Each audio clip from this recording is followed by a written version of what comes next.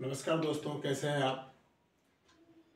देखिए, prime target education committee continue English के स्तर को बढ़ाने के लिए, बच्चों में इंग्लिश के लर्निंग एबिलिटी को बढ़ाने के लिए लगातार प्रयास करती आ रही है।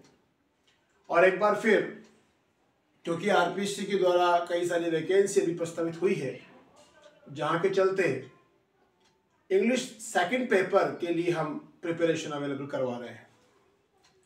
बट लास्ट एग्जाम्स में जो कमियां हमसे रह गई है उनको पूरा करने का समय अब आ गया है, और कम से कम इस वैकेंसी में हम अच्छे से अपना प्रेजेंटेशन दे पाए, अपना हार्डवर्क वहां पर हमको प्रेजेंट करना है, so that we can get out well.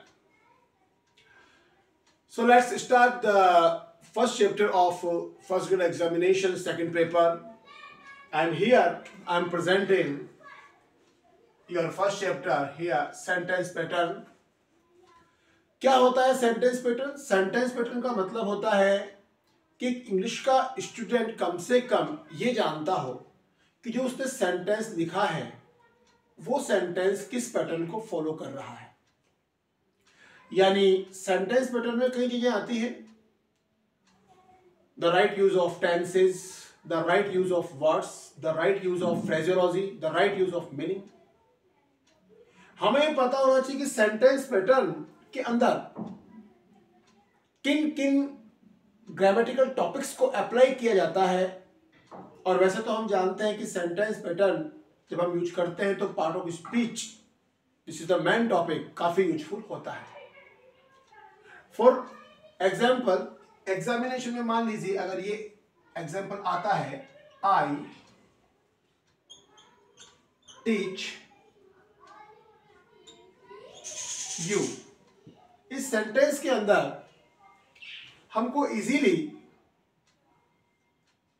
This thing we have to pinpoint कि यहां पर आई क्या है और यू क्या है, ये आपको आंसराइज करना है।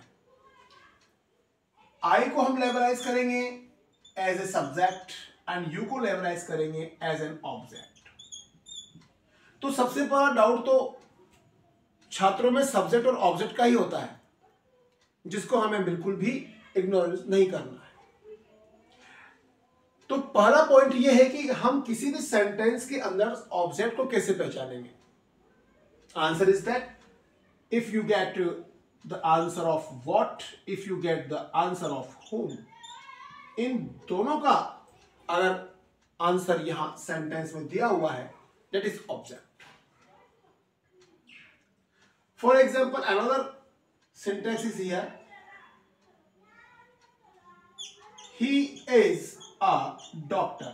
अब आप जरा यहां ध्यान से देखिए, 80% स्टूडेंट इस सेंटेंस में जो कि इजी दिख रहा है यहीं पर आउट हो जाएंगे। ऑप्शन ए, अंडरलाइन किया जा रहा है what is a doctor, what is the underline word. इनमें से अंडरलाइन जो वर्ड है अ डॉक्टर, इसको आप क्या कहेंगे? क्या ये सब्जेक्ट है? ऑप्शन बी, क्या ये ऑब्जेक्ट है? ऑप्शन सी, क्या ये वर्ब है?